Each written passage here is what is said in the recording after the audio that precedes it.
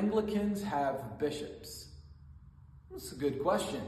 And the answer to that is yes. Anglicanism is Episcopal. In fact, you may have heard that term before. Episcopal or Episcopalian, it just means to be of the Episcopals, to be of the bishop. There are three general modes of church governance. We have what's called Congregationalism, we have Presbyterian or Presbyterianism, and then we have Episcopal or Episcopalianism. Let's go ahead and kind of lock into what those are.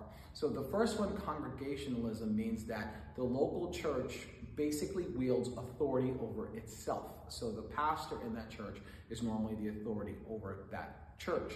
They don't have external authorities that kind of help maintain control or authority in that local individual church.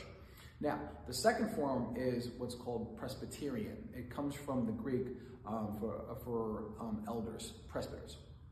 And so this mode of government normally has elders in a church that will exercise authority, and then they also will have groupings of elders.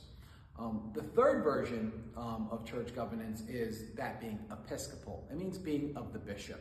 And in this particular model, you have a bishop, and the bishop is over what's called the diocese. Now, the diocese will be a grouping, a network, if you will, of churches that are all under the authority of that particular bishop. And these churches, you might also hear them called parishes.